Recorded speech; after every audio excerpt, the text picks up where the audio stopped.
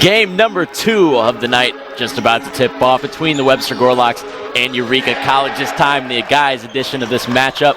Spencer Davis, Kareem Burnett joining you for this one as well. Kareem, ladies unable to pick up a W first time for this first game of the night, but guys looking to get some revenge for them and also trying to get back into the win column, especially looking for their first win in the SLAG this season.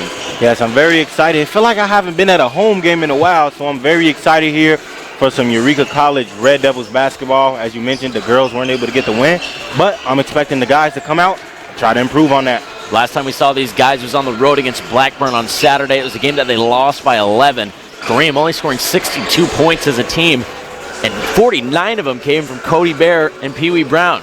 So Kareem, you got to find some other production, I'm thinking. Yeah, that's one thing we've kind of been roping on all season, you know. Not something I can't want to keep saying, but it's kind of obvious. As you said, only 11 points not scored by Pee Wee Brown or Cody Bear.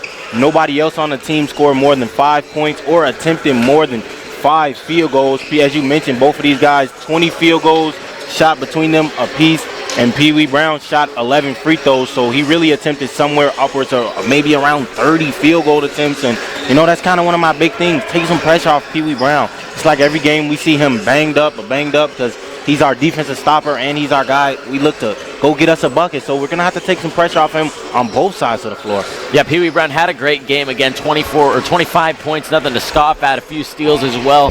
But like you said, we talked about it was kind of a game of two halves. The Red Devils looked really strong in that first half, but for a lot of that second half, they were down by 6 points from 8 or so minutes and just couldn't break through that ceiling. In a game against Webster, if they're in that situation, what do they have to do to get through that? Yeah, as we just seen with the Webster's female team, they just never let up. In a game like this, you don't want to start down, then have to, you know, fight uphill. And that's another point I want to mention. You mentioned how good we were in the first half. I mean, I have to say the same thing about Cody Bear. He had an excellent first half, and then in third quarter, it seemed like he didn't really touch the ball at all. Again, he ended the night shooting 20 shots, but I mean, I think that doesn't tell the whole story. So we're going to need 2 consistent halves from him. Jalen Johnson stepping up a little bit as well, 2 of 3 from the field, and he was one of the guys that we've been looking at to kind of increase his workload offensively. He started to settle in, the offense starting to flow well. But on this Webster side, again, they come into the season, they lost Win Brown Jr., an all-region guy who joined all-region with Cody Bear last year. Win Brown, no Win Brown, and nobody in double-digit scoring for Webster this year. So it's been kind of a by-committee type performance. Nate Jones comes into this one as their leading scorer, about 9 per game. He's off of a 16-point game, though, against Westminster. Yeah, almost the polar opposite to our team. As you mentioned, no one in even average double digits, where we got the 2 top-heavy guys, Cody Bear and Pee Wee Brown, 2 all-conference members, if I'm not mistaken. So that's going to go back to my other point from earlier. We're going to need to be locked in, not only as a team on the offensive side of the ball, but defensively. A lot of games we played, I think it was in the Aurora game and the Dominican game, where we had guys on fire, and like, you know, Pee Wee Brown go put the fire out, and then the other guy started getting back hot. So we're going to need our team to, you know, come together and everyone key in and lock in defensively. Well, that's all we have for you on the pregame side of things. On the other side, starting lineups, first half action, Webster, Eureka on ECTV. It affects all corners of the world for good. I mean, if you think about organizations that affect an entire world, it's a short list. Taking care of kids is a priority. Taking care of the families as whole. Without donations, without people that care for St. Jude and for the kids in St. Jude, our match wouldn't be here. You are making a difference, not just in the hospital, but in an entire world. When people ask us who we are, we tell them we're problem solvers, opportunity creators, community builders, and change makers. We are Rotary. Around the world, our network of 1.4 million neighbors, friends, and leaders volunteer their skills, expertise, and resources to solve issues and address community needs. We are people of action. Join us, and together, we can make an even greater impact. Find out how you can get involved at rotary.org/action.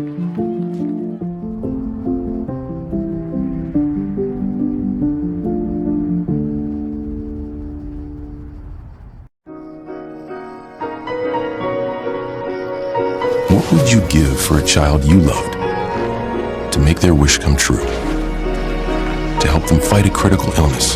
Just imagine what you'd do. Every single one of us can make the stars align, because when we come together, hope and joy will shine.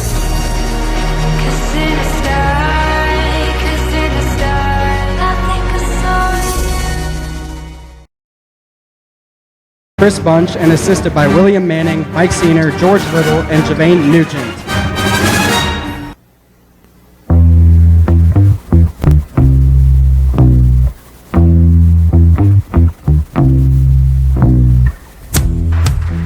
And now, let's meet the starting lineup for your Eureka Red Devils. A 6'4" sophomore from Morton, Illinois, number 4, Ben Carter. And a 6'2" junior from Peoria, Illinois, number 10, Pee-wee Brown. And a 6' junior from Rock Falls, Illinois, number 11, Jalen Johnson. And a 6'3" junior from Delaware, number 40, Sam DeJesus. And a 6'10" senior from Peoria, Illinois, number 24, Cody Bayer. The Red Devils are coached by Chip Wilde and assisted by Jessica Thorman, Jake Boyd, and managed by Zoe Wilde. And there you have it, Eureka's starting lineups, and a real quick rundown of the Webster Gorlocks. Jason Coleman, number 3, number 11, Jamard Sykes the second, number 15, Nate Jones, number 22, Marcus Beckton, and number 23, Josh Luster for the visiting Gorlocks.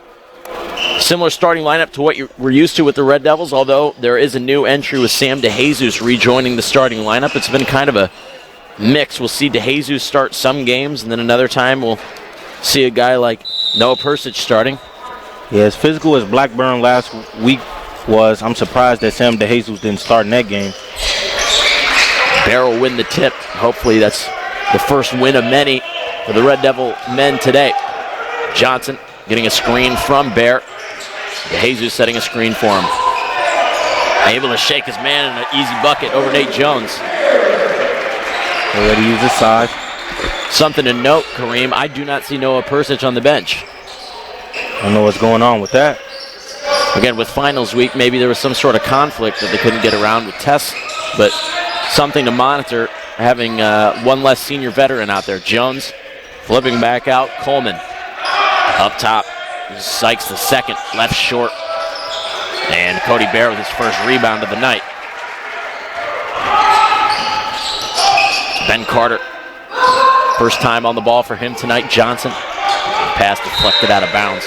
Johnson looks to be in a little bit of discomfort here near half court. I think he's reaching at his ankle. I thought they originally bumped knees, but he reached down at his ankle. Could have been something different. Yeah, it looks like Johnson's wearing an ankle brace, maybe just adjusting the laces on that.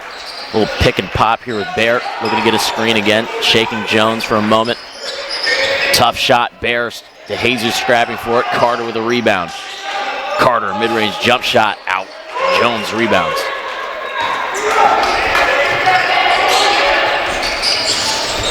In and out move from Beckton, trying to back down Carter. Gets by him. Nice move and footwork. That was a great move. Give Carter in the air right there. 2-2, minute and a half into this one. Post touches. A heavy diet on both sides. And we've seen both teams score their first 2 points off post. Cody Bear again at the top of the key. Brown handing off Carter. Jesus setting up for a screen. Carter still with it. Brown now. He'll fire from 3. That one too strong and rebounded by Luster. Webster, a great rebounding team. They'll look to continue that trend in this one. It's with Beckton. A lot of backdoor cuts. That one works out. Jones pump fakes. Looks to drive. Ends up floating a pass to the corner. Jones working on DeJesus. Kicks out Beckton. Run off of his spot. 3 on the shot clock. Flips to the corner. Tipped out of bounds by Brown. The Gorlocks will have 1 second to put a shot up. That was great team defense right there. They couldn't even get a shot off. They had a backdoor cut, but Cody Bear's presence, the guy didn't even go up.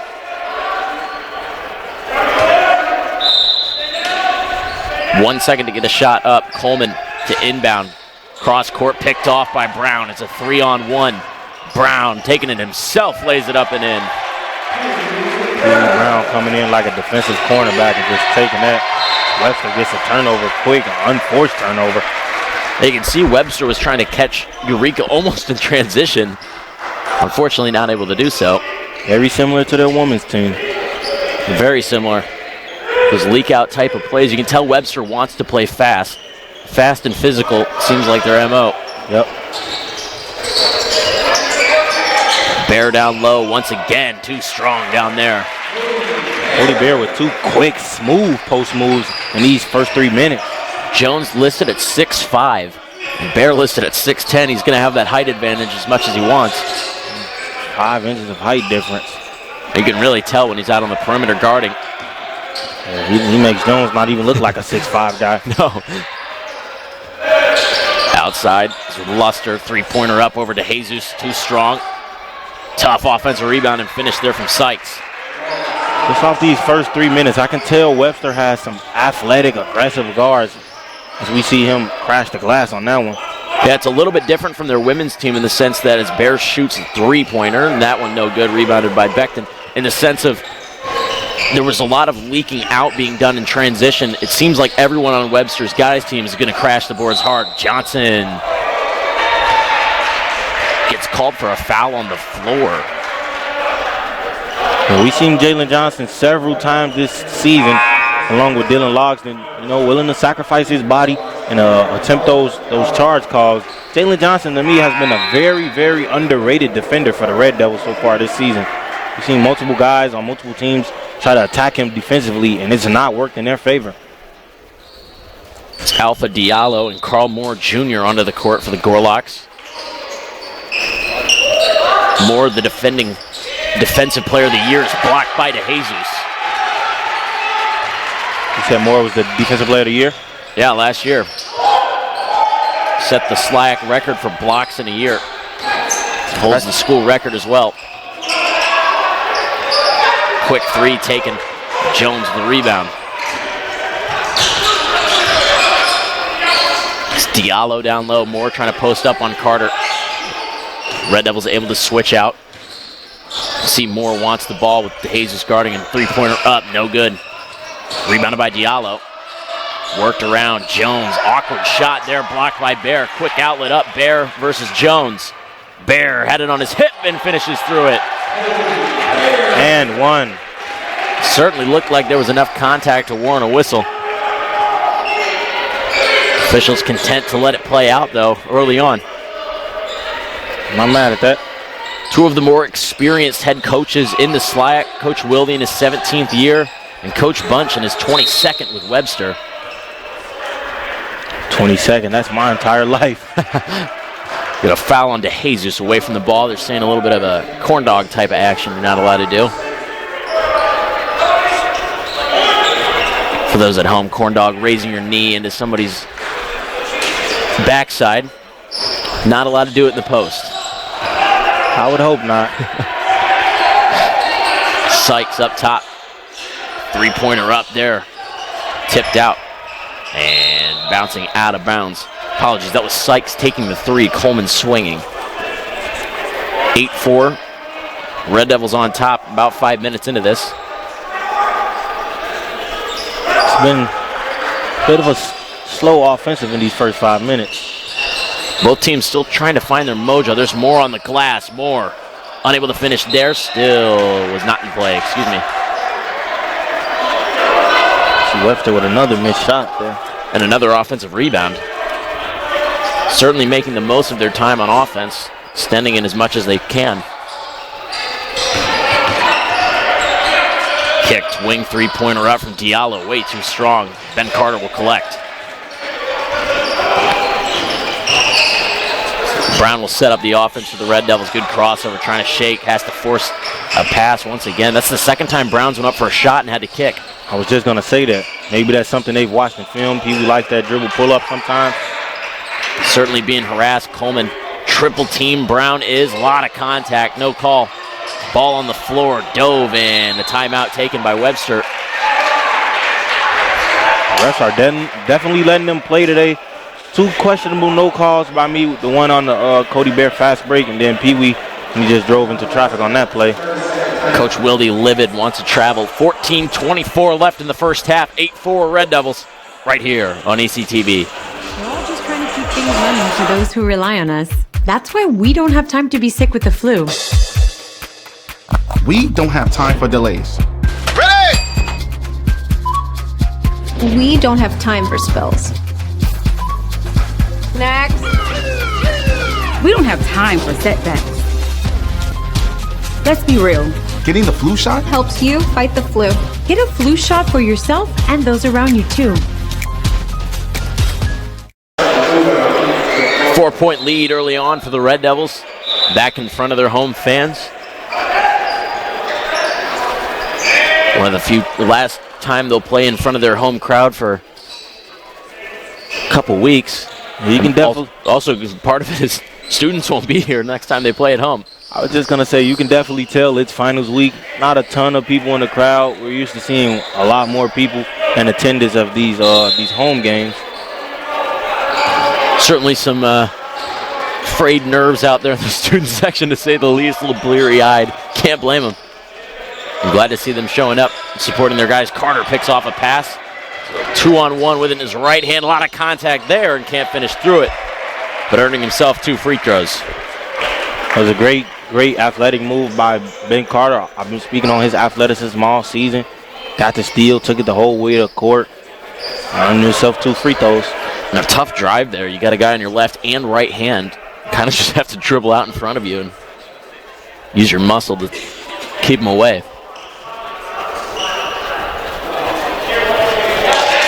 Carter good on his first attempt. Ben Carter's had a very good season on both sides of the basketball floor. We've been seeing a little like backdoor lob play they like to do for him. That's been very effective. They ran it for him twice against Blackburn. The first time he wasn't able to convert, he tried to lay it up, and the second time he dunked it in. Only Carter's 6th and 7th free throws attempted this season. I would say a little surprising considering how much he goes to the basket. Yeah. Becton able to find a new entry. It's Ugo. Ugo. Diallo with it at the moment. 2-3 zone and the Red Devils. Becton to the corner, 3-pointer up. Davis knocks one in. Davis shot that with confidence. Unlike me when I shoot from the corner. Carter tries to respond. Yes! 5-point lead for the Red Devils. And Ben Carter has worked on his game. Last year, I didn't see him hitting or taking this many threes, because he almost comes up with another steal. The defense was too good. Hugo is flying into the stands. Something rolled out.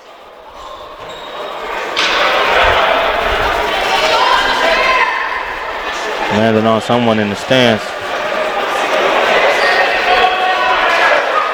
I don't know if he landed on someone as much as I think the chair broke. No way. I definitely seen something flying on the court.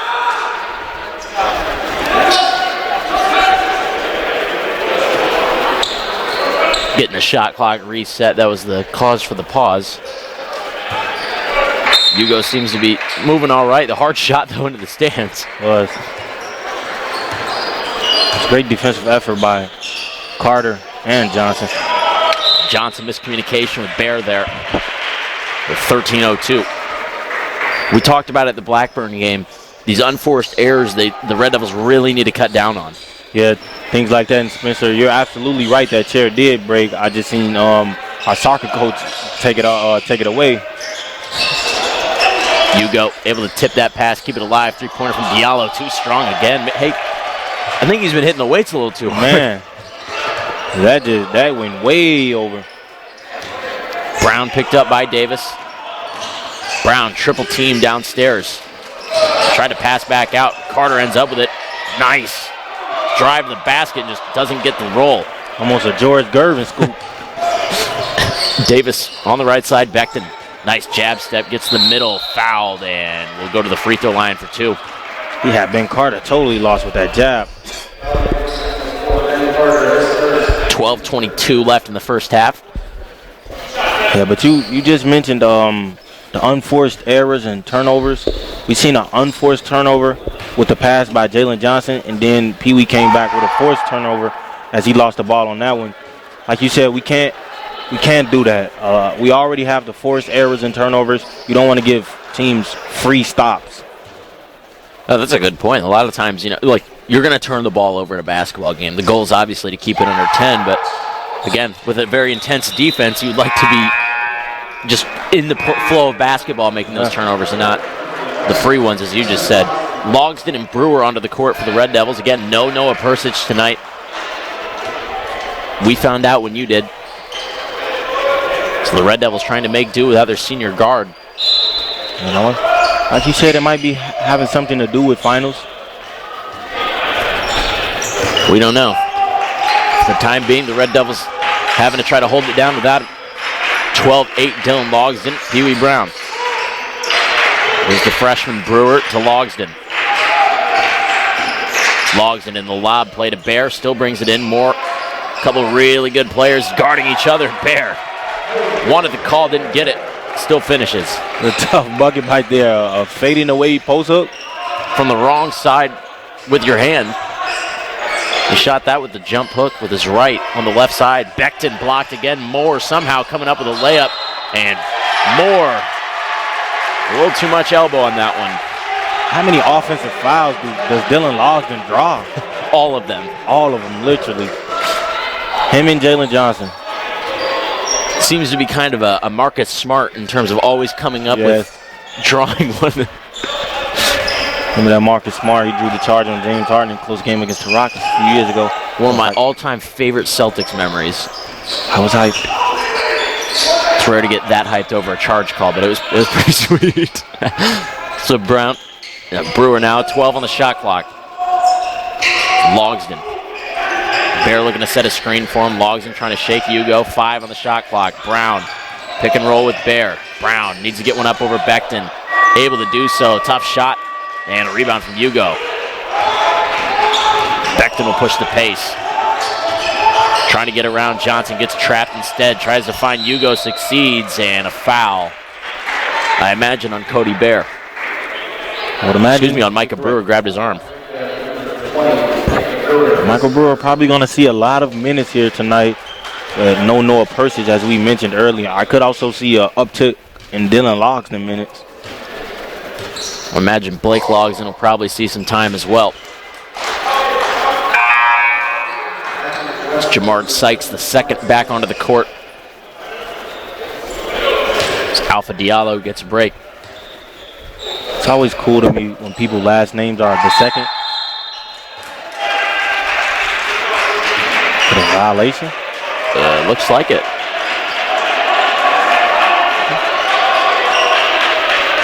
Not really sure what happened, if someone stepped over the line. Looks like it is a lane violation. That's what the officials trying to explain. Coach Bunch came off the bench in a pretty hot manner. Wanted to know what the call was. I believe it was Sykes. No, he shot the free throw. I don't know who. I think it was Sykes. Yeah, okay, it was Sykes who stepped over the line. That's what I thought. At least that's who they motioned towards. Yeah. I could be wrong. Logs into Brown. 12 on the shot clock. Another late possession for the Red Devils. Brewer kicks. Brown, three-pointer up. Yes! Boom. Another level of Pee Wee Brown's game that he's tried to add to. That's his second three on the night, correct? I believe so. No, only his first. He's got 5 points on the night. Correct. But that first three that he shot looked good. And Becton too strong on that three. A lot of air balls tonight. Yeah, and a lot of, we've seen air balls, we've seen block jump shot attempts. Not your everyday occurrence. Hugo, Davis, into the corner, Becton.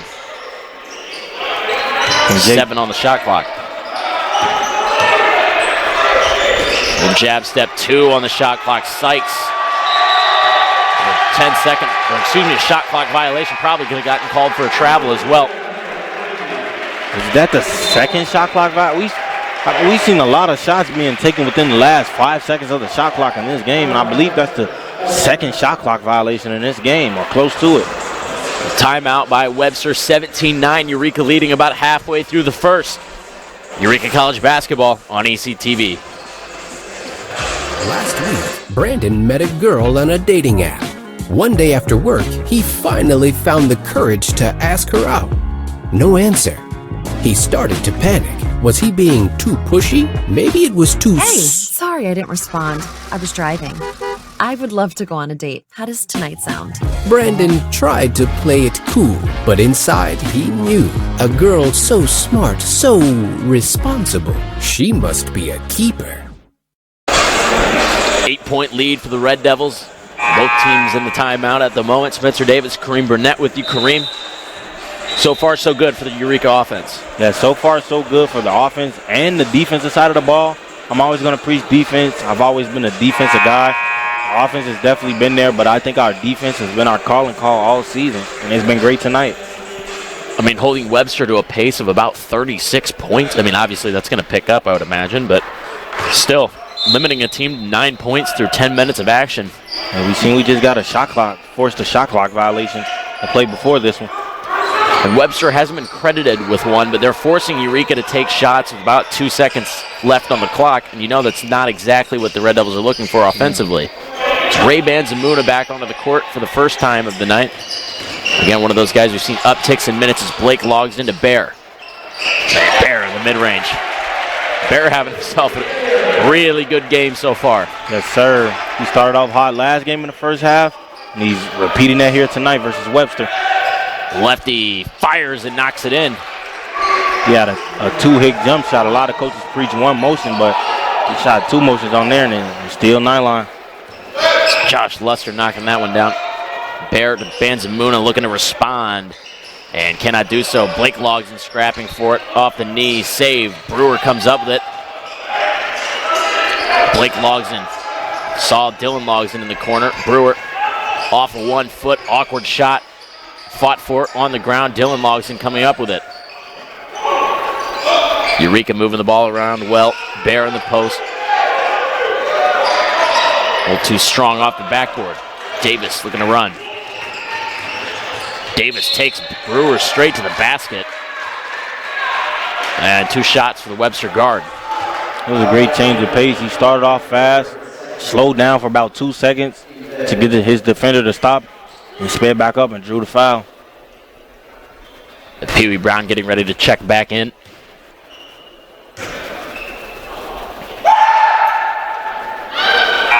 Webster having some shooting struggles. It's not all the time that you see crowds behind the court or behind the hoop at the D3 level, so maybe that's playing into this. I'm not quite sure. We know we saw it at Eastern. Our guys really struggled with the depth perception. Literally. That's one thing we were talking about it before the game at Blackburn. That's one thing that isn't really talked about enough in basketball, like the arenas that you play in. Yeah, it's the same size court, same size hoop everywhere, but some arenas certainly feel a lot larger or a lot smaller depending on where you're at. Blackburn felt really small. Yeah.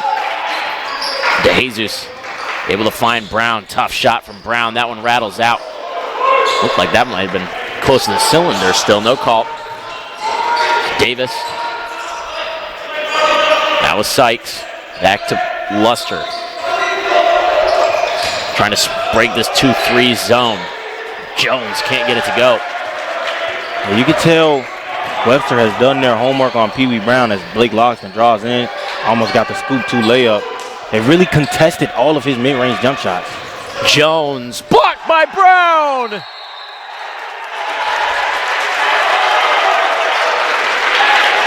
Like he swatted a fly on the window. 19-13. Eureka on top. Pee Wee Brown with a great play.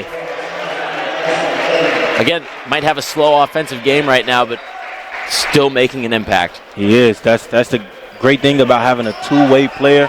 When the offense isn't going, they can still impact the game defensively. We've seen Pee Wee Brown just throw that off the glass. Brown trying to go on the offensive end as well, and will do so. We did mention he's two ways. He can play both sides.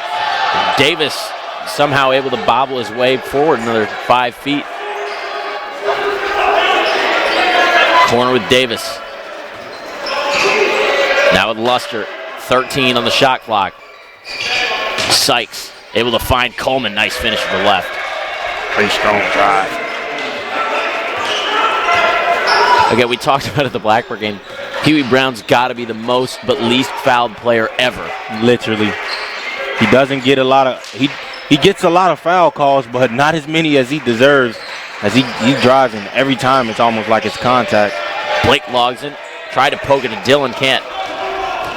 Luster on the break. Goes back for Davis, transition three. No good, and rebounded by Dillon Logsdon. Trying to increase the pace, it seems. DeJesus to Logsdon to Brown. And Banzamuna going to drive baseline. Has to kick out DeJesus.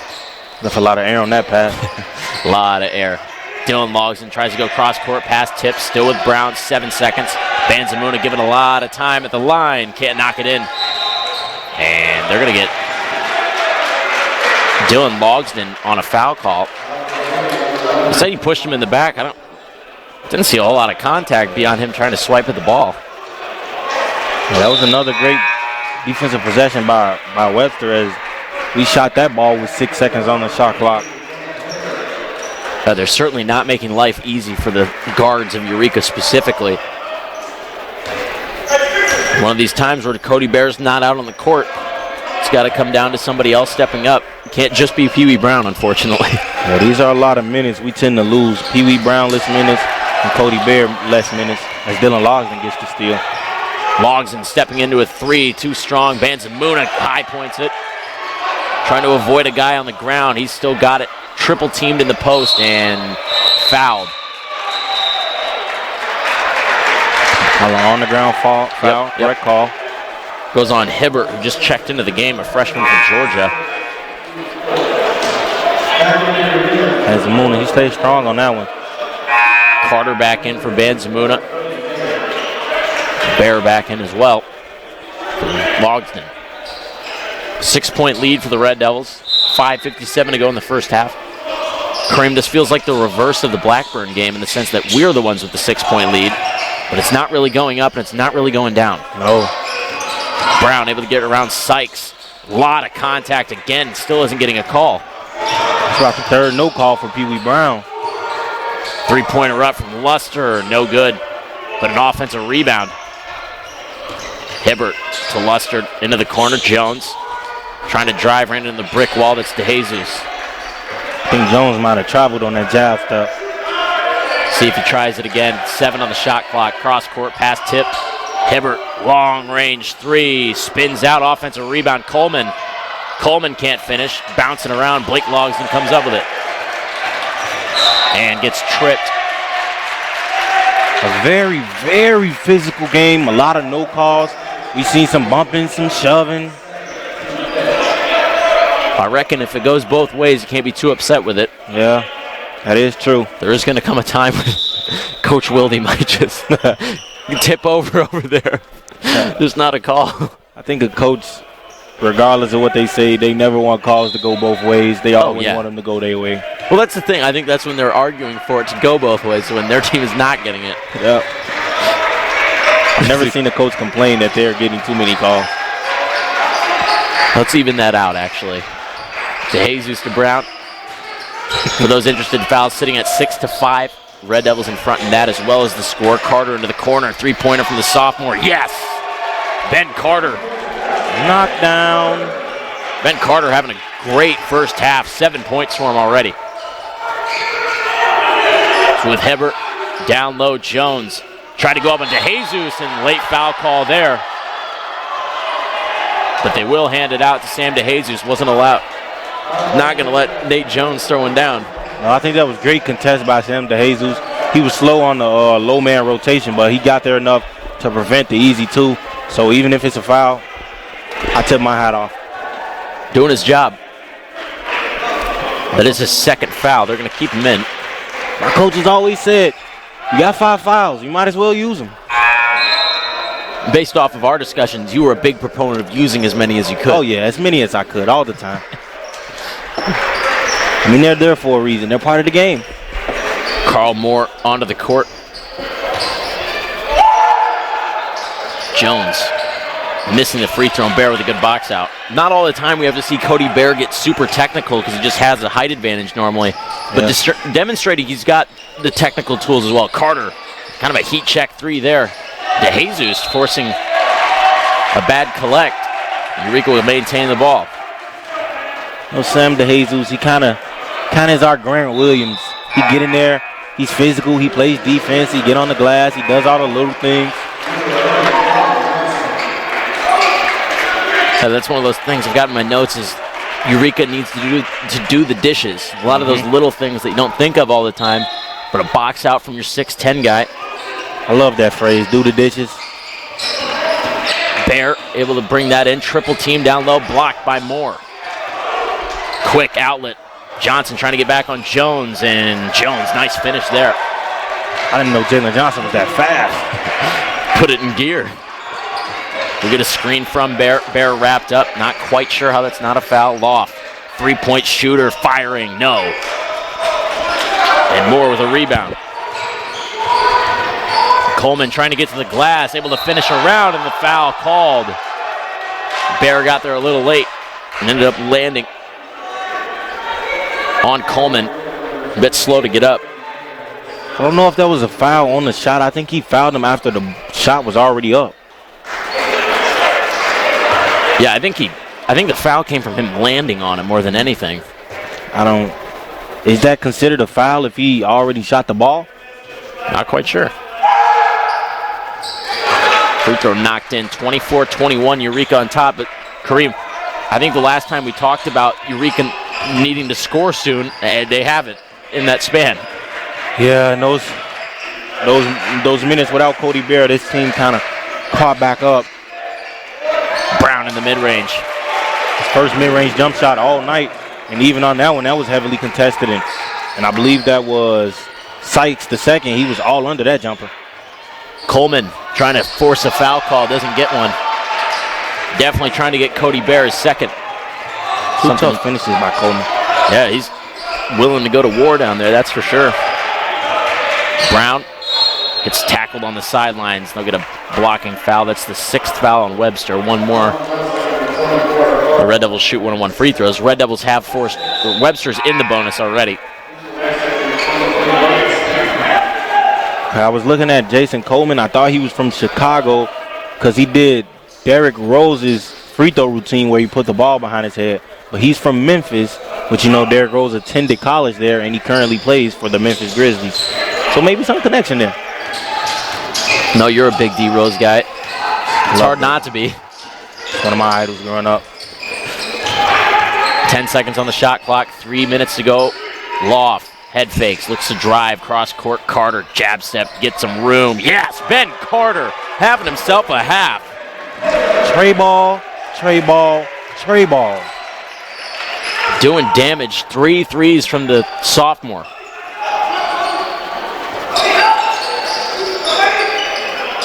Little two-man game being played. Jones. That was weird. Luster, three-pointer up. More offensive rebound. Carter trying to tie up. Just ripping it away. Pass tip. Jones. Nice backdoor cut there from Becton.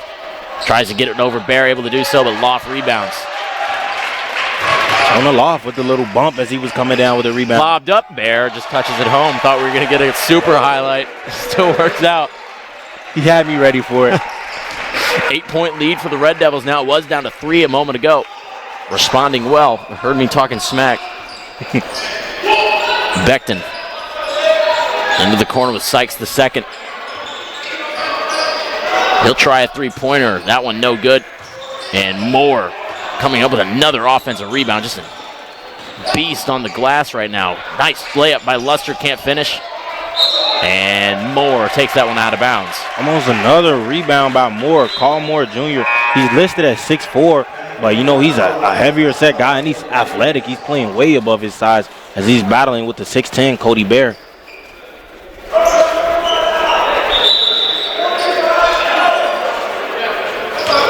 Had 75 blocks last year. Again, won Defensive Player of the Year. But again, his calling card, usually on the defensive end, an excellent rebounder, though, as well. Small ball center. Cross court gives Loff a shot. Yes. Lead up to 11 now. Webster just trying to get to halftime. Red Devils cashing checks in this first half from 3. Easily their best performance from downtown to date. And what are we up to, 5 3-pointers in this first half? Sounds right. Becton drives and has to kick. Davis no good. Offensive rebound from Jones. Jones trying to get some space, and he's rewarded with a 3-point play.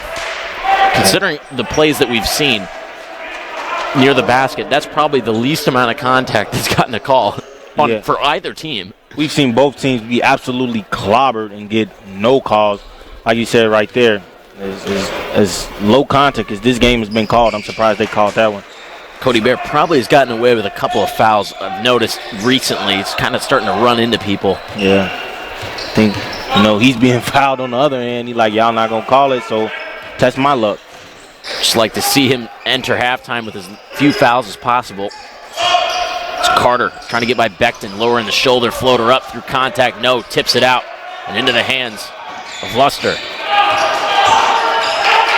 Could go 2 for 1 if they want it. Unlikely, though. Davis to Luster. You can see how they're trying to flash this guy into the high post against the 2-3. They'll get Becton cutting the basket, finishes with the left. Red Devils will be able to hold to the last shot if they wish to do so. Offensive point of attack have been kind of different for both teams. We're up to 5 threes, but Webster getting all their points down low. 5 seconds to go, poked away from Brown. Inbound play with 3.3 left. Coach Wilde saying, how is that not a foul? Yeah, I was going to say Jones, he died for that steal head first. Brown taken away from Sykes, looking to get the shot up before, and he misses the layup. Kareem, I don't know if he got that out of his hand to begin with. They were willing to count it. I think they call that smoking the layup. He absolutely blew that play. 6-point lead for the Red Devils at halftime. Kareem, scoring pace has picked up a little bit for Webster as we thought it would, but first half positives for the Red Devils. 3-point shooting.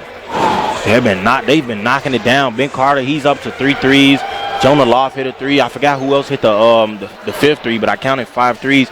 Like you said, I would say this is as polished as our offense has looked at all season, and maybe that can be something we can look towards the future or whatever. If we're knocking down our threes, that makes the game so much easier. Bear with 12 at halftime. Ben Carter following with 10. We'll have some more stats with you on the other side of this halftime in Eureka. Red Devils leading 34-28. Responsibility is being accountable for your words and actions, first and foremost. It also is an obligation to be a positive influence in the communities around you. Being in a D3 program, you're going to have lots of different opportunities. You're not just an athlete, you're also involved in student life. Your academics are extremely important. We give a lot of our student athletes responsibilities right from the start by giving them leadership opportunities, by having them engage in the community, be a positive influence. That's being a responsible person.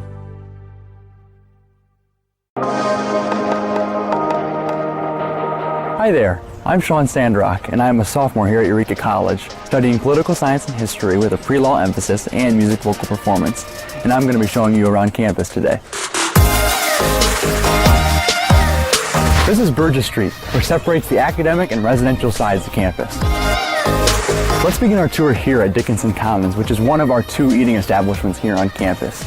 It's set up like a food court style, which offers substations, a grill station, pizza, and even a home-cooked meal. We also offer lots of vegan and vegetarian options here on campus. This is Burgess Hall, which houses our social science and business classes. It also contains our professors' offices and student classrooms. Built in 1891, Burgess was originally our library, which since has moved across the street in 1967 to our new library. Did you know on the 3rd floor of Burgess we have a new creative design lab, which is designated to all of our art students? This is Melick Library, which has many resources here on Eureka College's campus, including upstairs cubicles, the Gammon Room, which is a lounge area, downstairs classrooms, and the Ronald Reagan Archives. Did you know that President Reagan is a Eureka College alum? If you can't find your book here in the library, we're fortunate enough to be part of the iShare database, which consists of 90 libraries that will find your book and send it here. You may be wondering what classes are like here at Eureka. We usually have a student population of about 500 students, which allows for a lot of individualized attention in the classrooms. Our student-to-professor ratio is about 13:1, which allows students and professors to really get to know each other. We are now coming up on Benham Binkley on my left and Sanders on my right. Benham Binkley was built in 1917, right at the peak of World War I, and Sanders was added on in 2014 with the use of 100% donations given to the institution. This building was awarded Leadership in Energy Environmental Design, which focuses on Sanders being an eco-friendly structure. These buildings are classified as our math and science halls, which house classrooms, professors' offices, and a few science labs. This is Pritchard Theater, which was built right around the same time as Benham Binkley and was originally our sports complex here on campus. The main floor was the gym and the basement was our swimming pool, where President Ronald Reagan swam as a freshman here on campus. This building is now used for our fine arts classes. Eureka College also played a role in World War II. Enrollment was down due to war efforts, and we were looking for a few new ways to bring in some cash. The college found a program where we could house Nazi German prisoners of war here in the United States. So Pritchard Theater became a holding place for prisoners of war where they would walk down the street during the day and work at the canning factory. The building behind me is the chapel, which is a very historical building here on campus. It is home to our music department. Downstairs includes classrooms, professors' offices, and practice rooms. Upstairs, you will find McAllister Hall, which is where many students perform today. This is the stage where Ronald Reagan gave his first ever speech on behalf of Eureka College's student body. This is the hall where President Reagan discovered his speaking ability. In his 1982 commencement address, he stated, "Everything that's been good in my life began here." Our oldest building behind me was built in 1858. Our administration building, Burris Dickinson, includes the President's Office, the Provost's Office, the Business Office, Alumni and Development Office, and some staff and professors' offices. If you look at this side of the building, you may notice some things when we reach the other side. Eureka College was founded in 1855 by a group of abolitionists that belonged to the Disciples of Christ Church. We are still associated with the Disciples of Christ Church, but we are now a multi-faith campus, and we welcome all here. Did you know that we were the first institution in Illinois and the third in the nation to admit men and women at an equal basis? Now, if you look at the opposite side of the building, besides the fire escape, you will notice that both sides are exactly the same. This building was here before the town of Eureka had even been established, so they didn't know which way the town was going to expand. So they decided to create two front entrances.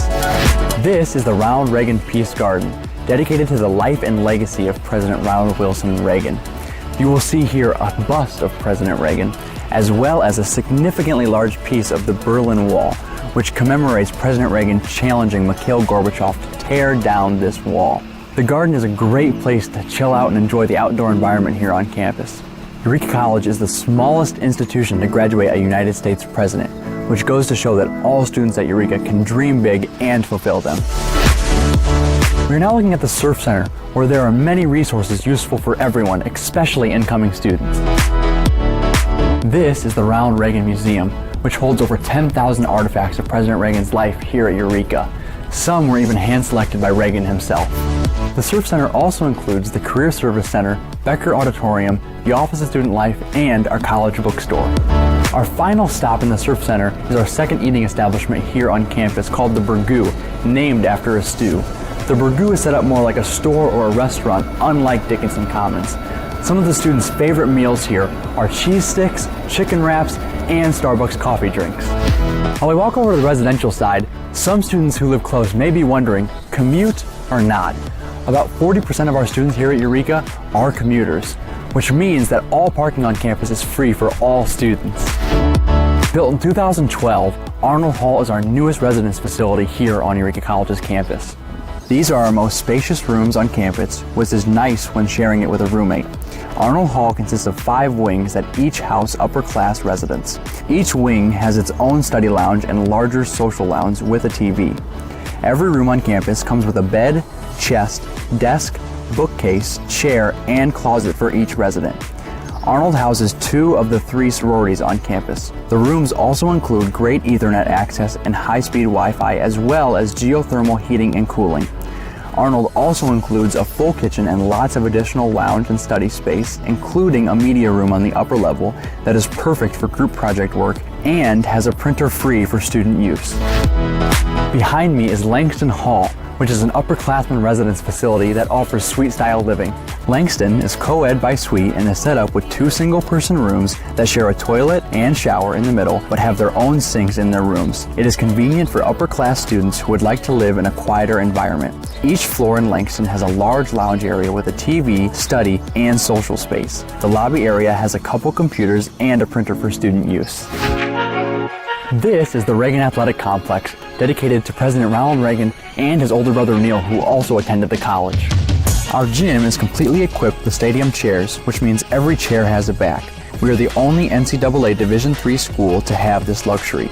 Upstairs, a classroom, some event rooms, and many coaches' offices. The Bonatti Fitness Center is offered free to all students who would like to exercise using machines. Even commuter students have the access to this facility free of charge. Last in this building, our weight room, which is full of new equipment as of fall of 2019.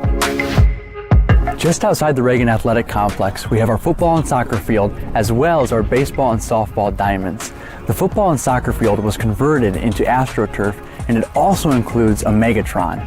Here at Eureka College, we have many different athletic teams that compete throughout various times of the year. To my right is Founders Court, which is predominantly a freshman residence hall. Both of our freshman residence halls are set up to be limited occupancy so students can get to know each other and create a community value.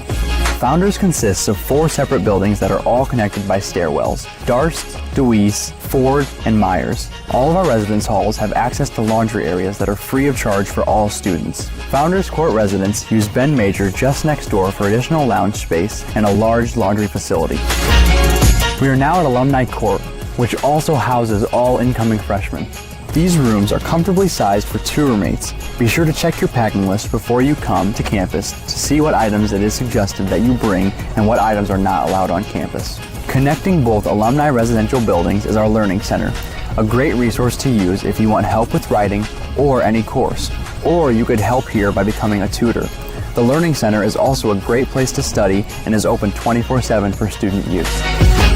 This is Ben Major, named after the man who owned all of the land that Eureka College now sits upon. This is a recreational building here on campus, which gives the students opportunities to chill out, play games, or even watch TV. To finalize our tour, behind me is Gunzenhauser Hall. It was built in 1929. It was extensively remodeled, but we strive to keep the 1920s look with the original wood floors, doors, and pedestal sinks. This concludes our tour here at Eureka College. For more information or to schedule a tour, please visit us online. We hope to see you soon.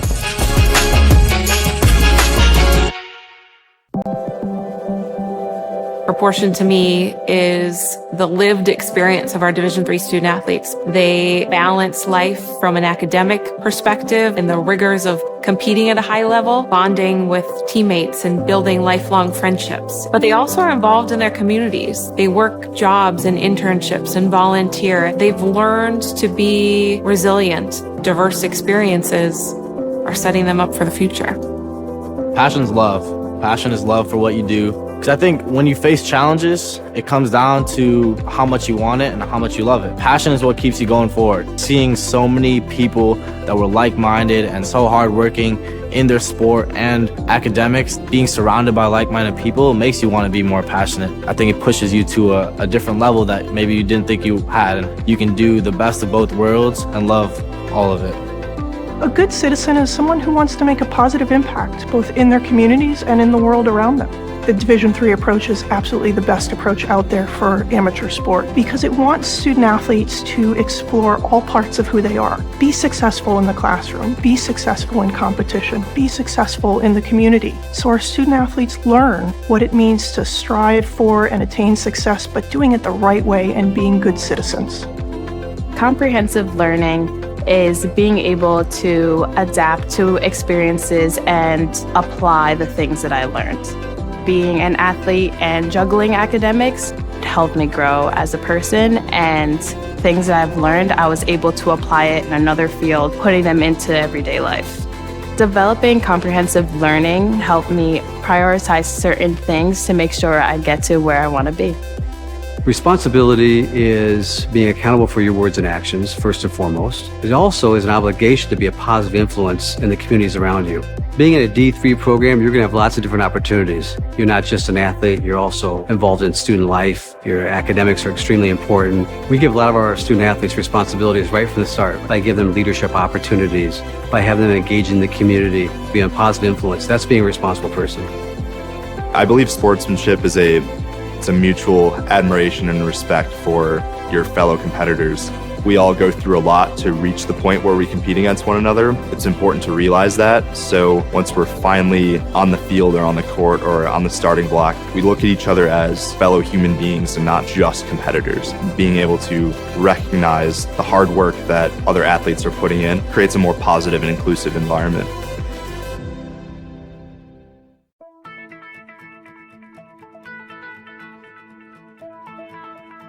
College has given me the flexibility to pursue my passions and my interests, and I've recreated my identity for myself aside from just being an athlete. My greatest personal discovery has been that I am capable of doing things that I didn't know I was capable of doing. To be able to study what I wanted to and continue to play the sport I love, all of those things came together very nicely in one package in Division III. I don't think that many kids in my son's school even do it. He makes fun of his friend who vapes. He would never try it. She's into soccer. She's on the honor roll. She's just not the type. No way. No way. No way. No way, my kid would never vape. Get your head out of the cloud. Today, nearly 8,000 kids will start vaping. Maybe even yours. Learn about the dangers at talkaboutvaping.org. 34-28. Halftime score as the teams prepare to retake the court. Spencer Davis, Kareem Burnett with you. Kareem, Red Devils on top here at halftime. A welcome sign to see stat sheets in front of us. What jumps out to you the most? I mean, the most obvious stat that jumps out to me the most, we were talking about it beforehand, the offensive rebounding. They have 12 offensive rebounds to our 5 more. He has 5 offensive rebounds himself off the bench in only 9 minutes of play. So we're definitely going to have to clean that up. You had a theory on why there's a difference between the offensive rebounds, if you want to touch on that. Oh, I just think that their sets on offense, I think they're overloading sides. And with the zone defense that the Red Devils are running, it's allowing for these guys to kind of slip unchecked straight into the paint. There's been times, though, where Carl Moore just gets position on people and moves them. So we'll see how they combat that again. The Red Devils are getting out-rebounded by 11, which is usually a pretty telling stat as to who's going to come out on top. We'll see what they've got as Becton turns around and makes a jump hook. Gets the scoring started in the second. Quick early basket. I think our threes have kept us in this game, or else we would be down big with the level of offensive rebounding. The Red Devils took 2 free throws that entire half, which is by far the lowest that they have had and will have for the remainder of the season. Carter probably could have went up with that and gotten fouled, but elected to pass and turns it over. Yeah. Becton on the other end, 4 points already for him. Lead down to 2. You don't see many guys attacking Cody Bear, on the defensive side of the basketball, but these guys have been going right at him. Kareem, another stat we highlighted, the Red Devils only had 2 turnovers in that first half, already with 1 here. Yeah, we want to make sure we keep playing a clean game. Don't want to keep getting those uncaused turnovers. Into the corner, Brown lets him fly by. Carter, open look from 3. No good. DeJesus scrapping for it and gets it knocked out of his hands. Carter, one-handed tip pass. Now trying to split the trap and fouled. Well, good defense, though. Immediately, that's one of those instant traps that are so hard to try to get away from. You mentioned the turnovers on the Red Devils, and it just came across my mind. The 2 turnovers we had in the first half were within the first 3 minutes of play, so we went like almost a good 17, 18 minutes with no mistakes. So we were due. It's all right. Johnson trying to shake Coleman. Corner with Carter. Bear down in the post. Jones took it away from him. Bear traveled. I think they pulled the chair on him on that one. Yeah, he thought he had him on a different hip for sure. You can tell he wanted to set him up to his left and spin back to his right. Yeah. If his back is at the basket, yeah, he's trying to go left and then right. Just trying to make sure I'm saying that correctly. It's Sykes the second on the wing, down low, Beckton. Beckton with 4 points already in this half. Able to sneak a pass into the zone, and Brown picking it off. Even break, one-on-one, Brown through some contact, and he finally gets a foul call. This is Pee Wee Brown's first trip to the line of the entire night. This is a guy, he shot 11 free throws last game. We would call him a free throw merchant. Not really getting a lot of calls tonight. Gets rewarded on this take. Like we talked about the levels to his game. He's really tried to work on his free throws. So he gets that first one to go down. Yeah, you brought it up earlier, his three-point shooting when he made one earlier. I think just his jump shooting in general has improved since his freshman year at Lincoln. Significantly improved. I mean, again, he's always been a guy that wants to get to the basket, but extending his game to that three-point arc has really made him a tough player to guard. Yeah. I heard Dwayne Wade said one time in an interview that he started off as a jump shooter, a mid-range jump shooter, and once he starts shooting and teams get up on him, that gives him room to blow by. Three-pointer up, Luster misses, and a good box out from DeJesus. We talked about it at the break at least. Boxing out is such a little thing, but doing it is something that the Red Devils are going to have to do if they want to win. Yes, you can win a game through pure boxing out, even if you don't get the rebounding. As we see Ben Carter almost lose it there in traffic. Stops the other guy from getting the board. Bear misses. DeJesus running that one down. Brown, deep three up from him. No. And Jones with a quick rebound and transition. 3-on-2. Jones pitches. Coleman lets it fly by and finishes through some contact. Coleman has had some tough finishes over a lot of contact. Yeah, that also could have been a foul. Again, that's kind of been a storyline. A lot of contact near the basket, so if you're just tuning in, don't be too surprised if you're not seeing as many foul calls, and I stand corrected. As Cody Bear finishes through one. It look like the refs aren't holding their whistle as much in this second half. That's a call that would not have been made in the first half, it certainly feels like. I think we've seen identical plays on the opposite side of the basketball where Cody Bear went up with a play like that and it was a no call. Maybe trying to change things up a little bit. No officials get to hang out with each other for those 15 minutes too. They get to reflect on the half that they had, so maybe they elected to, hey, maybe we start calling it a little tighter down low, at least when guys are going to the hoop. Yeah, I was just talking about Jason Coleman with that tough finish on the other end. I brought up earlier, he has the Derrick Rose free throw routine. Don't know if he's a fan or not, but his game would kind of, perpetrate that he is a fan with the way he's attacking the basket. So it's Sykes. Red Devils still in that 2-3 zone. Also to note, Carl Moore onto the court for Webster as well. He's lurking in that short corner. They've got DeJesus marked up on him to just box out. And there is that box out. Can't believe I'm gassing up a box out right now, but here we are. Hey, underrated. Carter sizing up Moore, trying to get baseline. DeJesus open three from him. Yes, Sam DeJesus putting the Red Devils back up 8. Cash money. Again, you talked about it. Three-point shooting is the reason why the Red Devils are in front right now, and this is by far their best performance as a team from that line. Jones, herky-jerky, can't knock it in. DeJesus rebounds. That's our 6th 3 of the night. I think our highest in a game before this was maybe 4. Bear trying to work on Moore, blocked by Moore. Quick outlet. It's going to be a 2-on-2. Luster, great finish there around Johnson. That was a good contest by Johnson, but Luster was just much more taller. Johnson picks up his dribble. It's with Carter. Lead cut back down to 6. Carter to Johnson. Nice ball fake. Eventually finds Brown eventually. A little redundant there. There's the shot from Brown. DeJesus offensive rebounds, gets back out. Like what I've seen from DeJesus already in this second half. Brown, double clutch layup, doesn't get a call.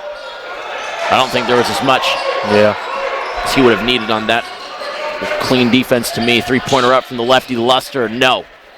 Good rebound there from Ben Carter and gets fouled by Moore. You seen Luster hit a quick 3 early in the first half, but since then he's missed 6 straight three-pointers. They're going to have Jalen Davis check in for him as well as Hugo's back onto the court. And he getting them up. They just not falling. You mentioned that that missed layup on Pee Wee Brown as he kind of went in there and slithered in. Our coaches always told me, like, the more you move in the air, the less the refs are likely to call the foul. Have to keep an eye on that. You can see Bear trying to post up on Moore. Johnson to Bear. Out near that three-point line. Carter, 10 seconds on the shot clock. With Bear. Going to show off the dribble moves. Mid-range J from him. No. Rebounded by Hugo. Webster quick in transition. It's what they've been really trying to work their offense through. Hugo to Sykes. Around Bear and in. Sykes the first time, he didn't go up when Cody Bear was there, but then he kind of repositioned himself, got Cody in the air a little bit, and he scored on him on that play. You can see Davis is trying to apply some pressure, force Pee Wee Brown to initiate the offense. You mentioned earlier, Jalen Johnson, 4 quick assists. Pee Wee drives in, doesn't really get anything on that, a lot of contact. Hugo, back out. Back to, this is something that Pee Wee Brown's going to have to notice. Even if he's not getting calls, he can't not hustle back. It's not his teammates' fault he's not getting a call. Yeah. I did want to let the ref know, but that play's already over. You can't go back and change it. Hugo trapped on that baseline, slung into the corner. Davis run off the line. Mid-range shot over Carter, knocked in. Tough shot and finish. Cash. 42-40 now. Webster certainly had the better offensive half so far, and Coach Wilde going to take a timeout. His guys still leading by 2. 13-27 to go here in Eureka. Slyak matchup number 2 for the Red Devils. Hey, Christina from accounting. Yeah, hi. Hey, I used to date a girl named Christina. Oh, really? Yeah, and then she dumped me for my best friend. You want to see some photos of them that I took? I don't. I thought we talked about this, buddy. Buzzed and overshared again? Yeah. Yeah. I'm gonna call a car. That's a smart idea. So yeah, I know, that's why I did it. Hey, you're gonna get back to the top of the mountain. Does that mean I'm gonna get back with Christina? No. Oh. No.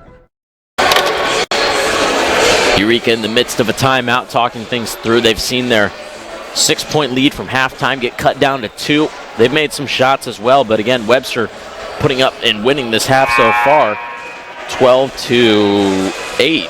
So again, not something that you have to be crazy concerned about, but you definitely want to see that offense return to what it was in the first half.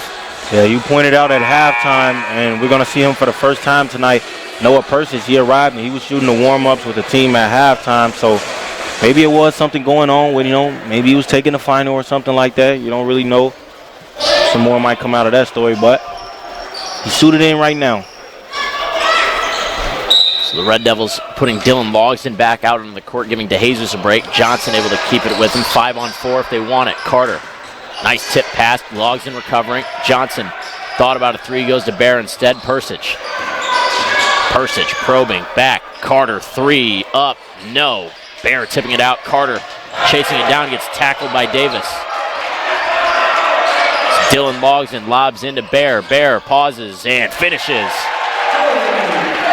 Hectic sequence right there. It was a crazy one to follow. A lot of passing, a lot of tip balls, but ended up in the Red Devils too. Hugo just putting his head down and going through Bear, and a bucket for him. I didn't even know that went in. Cody Bear unhappy with the lack of calls for himself. Yeah, I think he might have been fouled a little bit on the play before that. Lead cut back down to 2. And Hugo trying to get it down to the lowest it's been since the beginning of the game, and does so. Webster has not led in this game. And this is something I'm looking at deeply. I want to see, can the Red Devils win in these minutes while Pee Wee Brown is on the bench? Persich to Bear. Johnson yet to attempt a shot. Logsdon out. Carter trying to drive baseline, able to find Bear underneath. Bear runs into a wall. Somehow Webster comes up with it. 4-on-3. Bear erases that one, and Johnson recovers. Now it's a 2-on-1 for the Red Devils. Johnson on the left side finds Logsdon, pauses, and finishes. Spencer, you pointed it out in the first half. Jalen Johnson hasn't attempted a shot, but he's up to 4 or 5 assists.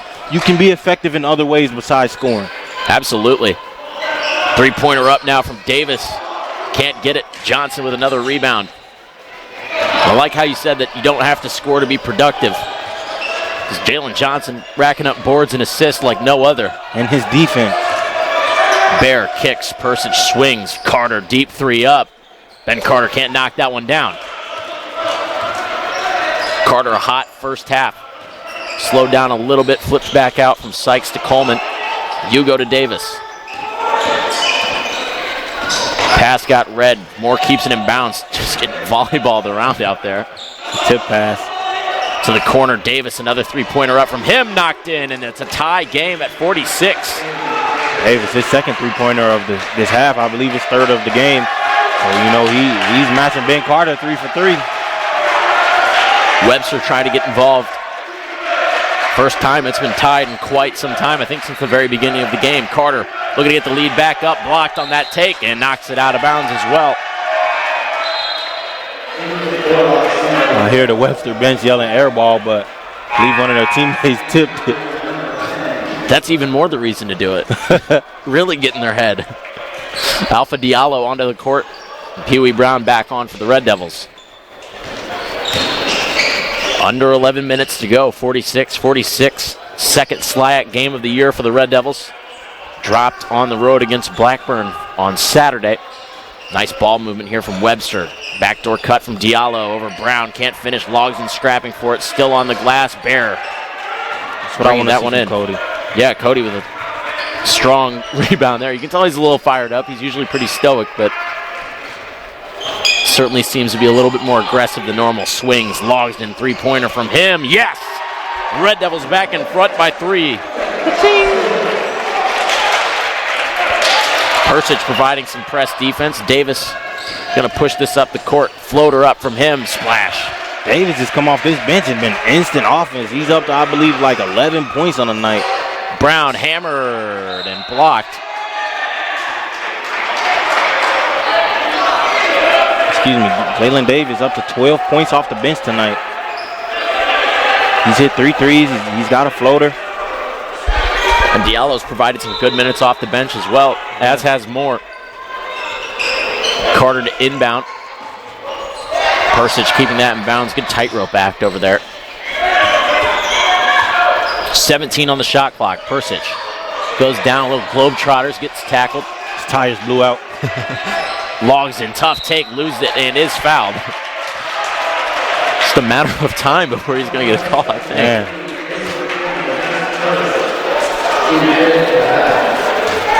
And I don't know if it's slippery on that floor or not, but I don't know how Noah Persich fell. Sometimes you just start moving too fast and you get a bump from somebody you weren't expecting, or don't get a bump even. Catch a flat tire. Second trip to the free throw line for the Red Devils all night. Nate Jones and Becton back into the game. Hard. Sorry, I apologize. This is the third trip. Pee Wee Brown went earlier. Oh, yes, he did. Under 10 to go now. Red Devils in front by 1.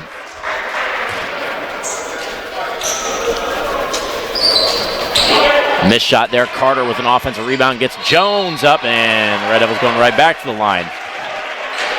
And the Webster coach, he's furious on the bench right now. I see him shaking his head, talking to his guys. That's one thing that coaches hate the most in the world, allowing an offensive rebound off of a free throw. There's a reason why they put 4 of your guys down there.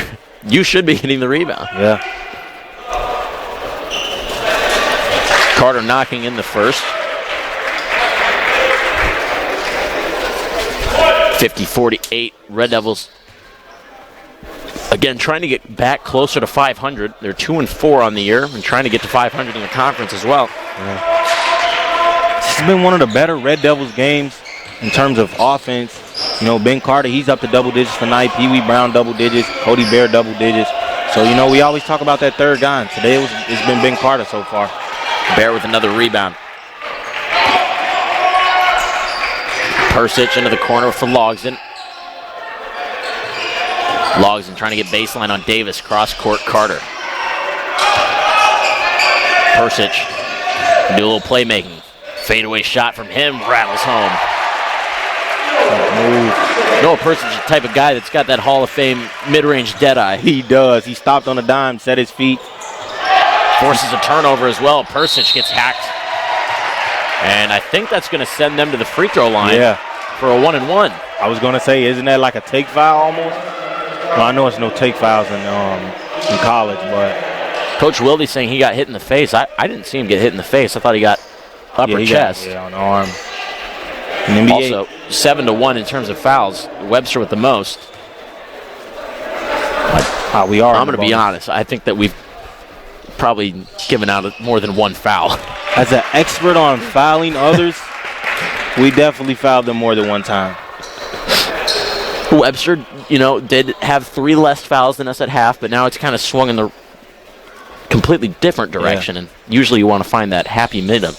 Maybe the ref's trying to clean up some of the fouls from earlier. That's a good point. 8:58, more back on. DeJesus back on for the Red Devils, as well as Ray Banzamuna. It's going to be Cody Bear and Dylan Logsdon going to the bench. Got to think this is the last time Cody Bear gets a break for the night. Yeah, it's a 7-point game right now. We're getting closer and closer to that crunch time, so he's not going to miss out on any of those minutes.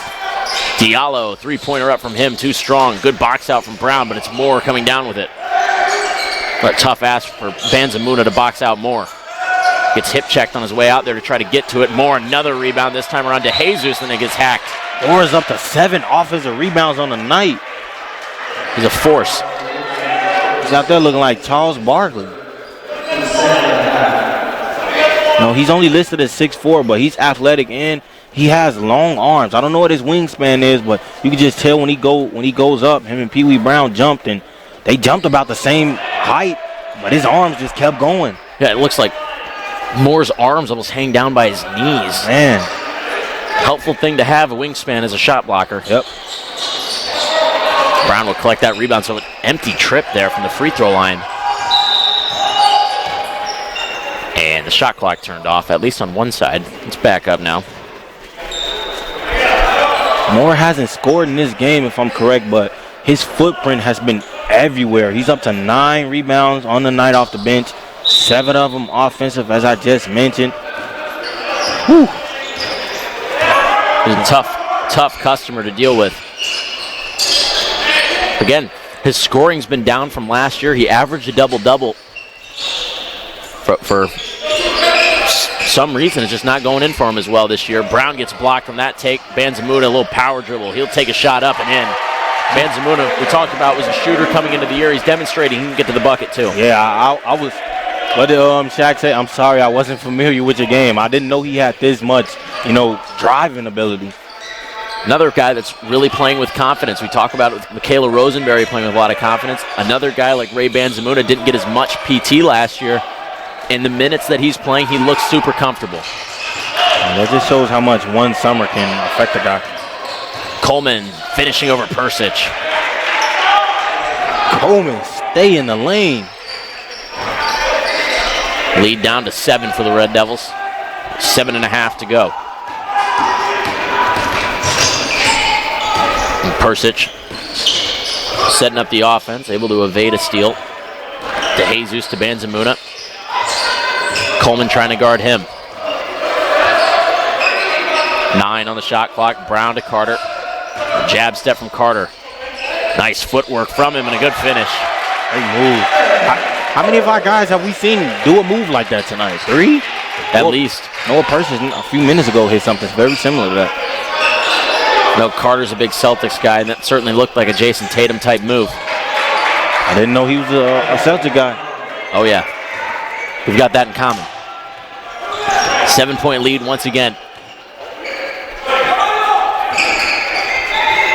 Brown at the elbow. These are those minutes, Kareem, where it feels like as long as you can stay even without Cody Bear out there, you're going to be able to sail this one out. Brown, tough 3-pointer up. Davis with a rebound. We have 4-on-3 break. Davis over Carter himself. Can't rebounded by Banzamuna. And these guys are definitely going to need some form of ice bath or something after this game. Persich run off the line, gets around Moore, jump shot from him, no good. Rebounded by Brown. Brown gets tied up, hammered again, wrapped up, and he'll go to the basket. Yeah. When he drove, did he not get barrel? Yeah, he did. He got grabbed across the pec is what it looked like. Oh, man, I get letting them play, but don't let them kill each other out there. It looked like a take foul. It did. Like the whole wrap-up to try to stop him from going to the basket. Yeah, wow. You know what? Smarter people than us have it figured out, I guess. He got to the line anyway. Yeah, I was going to say, one thing about Pee Wee Brown, he's going to find a way to get to the free throw line. Whether it's off the dribble and just the free play or the free throw line. This is something our camera didn't just catch, but something small that I want to point out. Pee Wee Brown, after he shot his free throw, he went to about the volleyball line and took a breath. And I don't know if people know how important that is for a guy's free throw rhythm. Yeah, something just calming yourself down a little bit. I always tried to work one in. I was a bad free throw shooter, so it didn't really matter what I did up there. I could have shot it granny style with my eyes closed and good a chance to go in as the regular form. Three-pointer too strong there, but another offensive rebound. Sykes the second, can't finish, rebounded Persich. Big opportunity for the Red Devils now, pushing this back up into double digits perhaps. It's a major possession. Brown looking to extend it himself, gets hacked again, taken out of his hands. One-on-one, Coleman and Banzamuna. Coleman, good finish there. And Coach Bunch bouncing off the bench to get a timeout. 5:31 left in the second half. 61-54. Red Devils on top. Timeout for them, timeout for us on ECTV. That's the most. I surrender. All right, pal. Get ready for the day, buddy. Hey, Dad. Hey, Dad. Do we have a gun? What's that? Do we have a gun?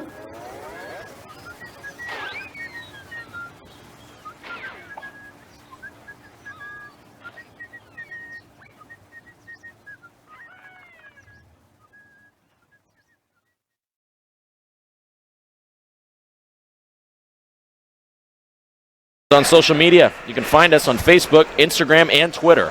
Look for us by searching ECTV at Eureka College and WEUR at Eureka College. That way, you can stay up to date as we continue to roll out new content for TV and radio. Again, that's ECTV at Eureka College and WEUR at Eureka College. Do it right now before you forget, so you won't be left out.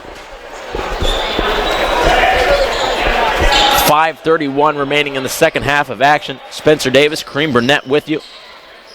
Kareem, this has been as fun of a matchup as you can hope for. It has both sides of the basketball, defense and offense. It's been a super, super aggressive game. A lot of no calls, a lot of questionable calls. I don't know. Something to monitor as we get later on in this. Also to note, Red Devils with 2 team fouls. So take that with what it is as well. To Webster's 8.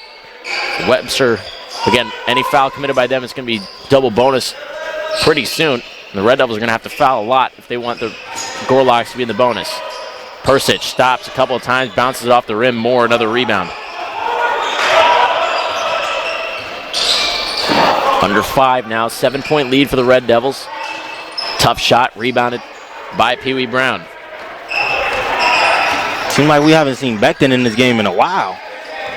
Yeah, it seemed like they kind of pulled him off the court. We also haven't seen a lot of luster either. Yeah. Missed a few threes, and we haven't seen him since. Missed his last 6, so. Got to go with the hot hands, I suppose. Yeah. Carter, 9 on the shot clock. Deep 3 up from him. Spins out to Jesus, almost cleaned up. It will be Eureka basketball with a fresh 20 on the shot clock. Jalen Johnson onto the court for Noah Persich. And Coach Willie going to take a timeout here. Kareem, we're going to stay here, 61-54. Red Devils were a little sloppy early on in the half, and it's not been as clean of a half as the first half. The turnovers still certainly under 10. Yeah, I'm really proud of the Red Devils tonight. Turnovers has been something we've stressed on both teams, the women and the men's. They only had 2 turnovers in the first half, and those first few minutes, they've been really, really tight with the ball, and I love seeing that. Leading scorers tonight, Cody Bear, 17 points, followed by Ben Carter with 14. Pee Wee Brown adding 13 as well. On Webster's side, That's right. Jason Coleman with 11. 11s. Go ahead. Just got an update on my phone, a bit NBA related. Luka Doncic just became the first player in history with a 29-point triple-double at halftime. At halftime? At halftime. Woof. They're playing nobody? 2K? And Johnson with a 5-second count. His career looks for that. The Utah Jazz. Yikes. It's a quick 5 seconds, and that's what Coach Wilde's kind of saying. Webster allowing for this to kind of roll up the floor. Work as much time off of it as possible. Red Devils been in that 2-3 zone almost exclusively today. You can see Carl Moore lurking underneath.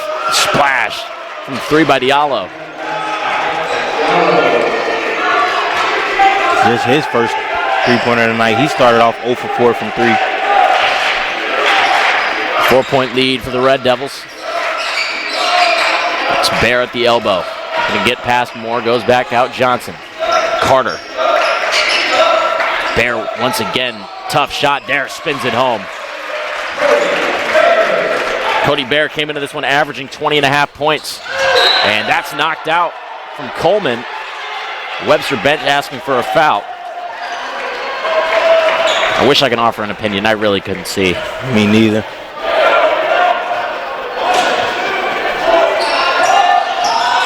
Brown baited that pass all the way, picks it off. Johnson now on the wing. He'll rise and fire from 3. No, an offensive rebound for Brown.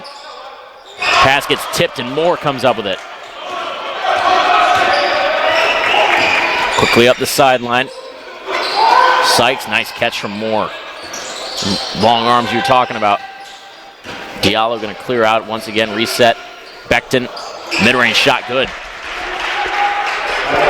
I think this is the highest diet of mid-range shots that I've seen from 2 offenses. Literally, I've seen you're probably up to double digits in mid-range jump shots made tonight, or at least we're close to it. Red Devils lead down to 4. It's Bear going to Johnson, able to keep it in bounds, having to Jesus. Jesus flinging it back out.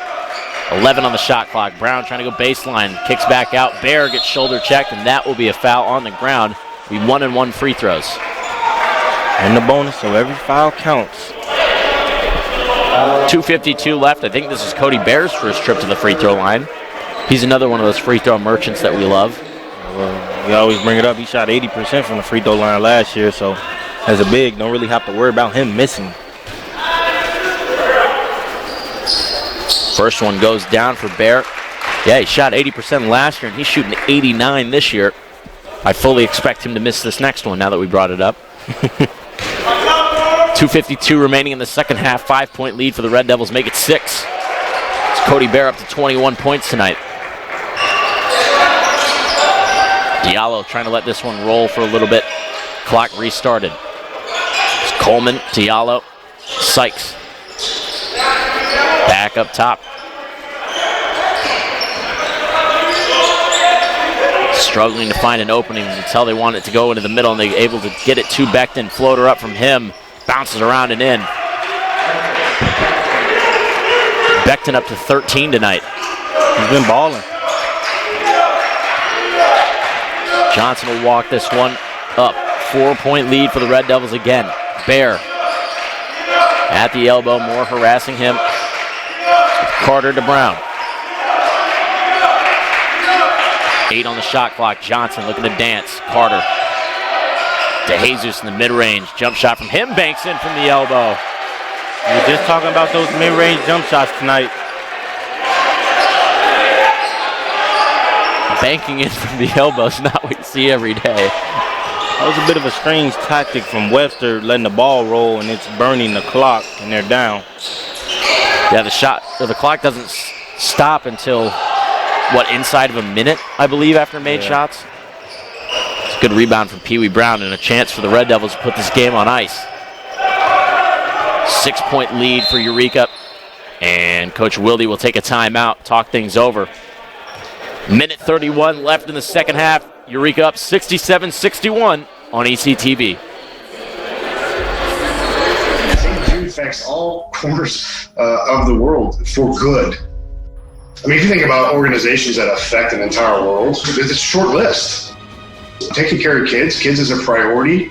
Taking care of the families as whole.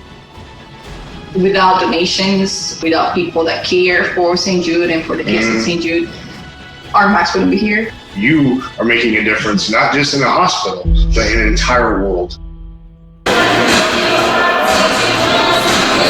Take ECTV with you wherever you go. ECTV now available on the all-new EC Connect app. Download the app from the Google Play or Apple App Store. Once you open it, you can click on ECTV to watch us on your smartphone. You can also find our sister station, WEUR.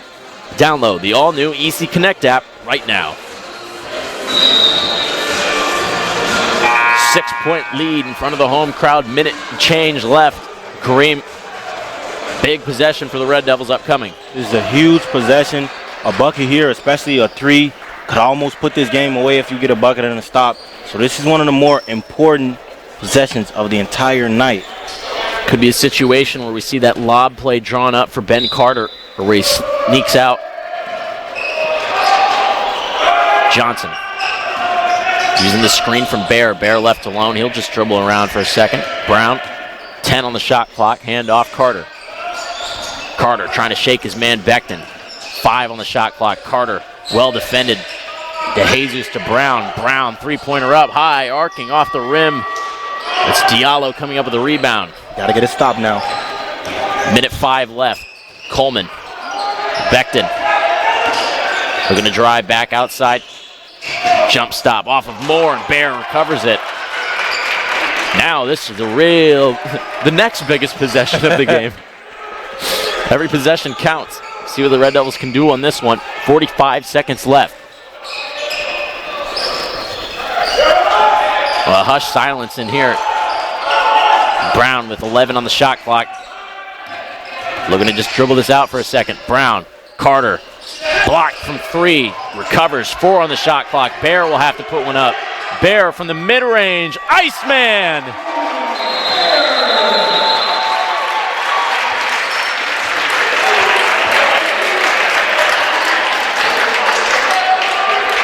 The 69-61 with 23 seconds left. The shot clock was doing something funky. Taking a moment to correct that. I think Cody Bear might have just made the bed here. Now Webster got a lay in it. Put these guys to rest. 24.9 left. Eureka extending their zone out just a little bit to force the pickup. Needing to overcome 8 points. Don't want to foul. All the way to the bucket. Mistimed his jump. Ball on the ground. Moore and DeJesus with a foul. The way that today's gone, Carl Moore not the worst guy to foul right now. Moore scoreless. We don't have live stats in front of us, but certainly in double-digit rebounds, especially after that last play. And that one spins out as well. Might even implement a little hack-a-more here. I think he's 0 for 3 on the night from the free throw line. I think DeJesus has 4 fouls, and all of them are against Moore. So using them well and using them wisely. And Moore missed both free throws on that. 69-61. So I think that kind of just sealed the deal there. Yeah, I wish. We got to talk about that mid-range jump shot from Cody there. It was a tough one. You just spoke on how many mid-range jump shots have been made tonight. Cody Bear kind of just put the icing on the cake with that little fadeaway. What was that, about a 15-footer? Yeah, it shot up from about the elbow. But, again, Ben Carter getting blocked on that three-point attempt, and Cody Bear realizing, I think, a little bit quicker than what he expected. He caught the ball, and then it registered with him. I got to put something up. You know, him being 6'10" helps to just rise over his defender. I'd like to be 6'10" for a day just to see what the difference is. You've seen those videos where they have like Wembanyama carry his phone out in front? That's what like 7'6" is like? Wow. 6'10" for a day. I would spend at least 2 hours in the gym just dunking. Yeah, easily. I think I would do that if I was 6'5", to be honest. For real. Johnson able to evade a couple guys and get fouled eventually. Burn a couple extra seconds off Eureka in the double bonus. I was just going to ask you how many more fouls into the double bonus, but the basketball guys have spoken. Well-balanced team performance tonight. It was. Pee Wee Brown, the rare occasion he's not the leading or second leading scorer tonight. Again, if this holds, Ben Carter will have 14, and that'll be good for second.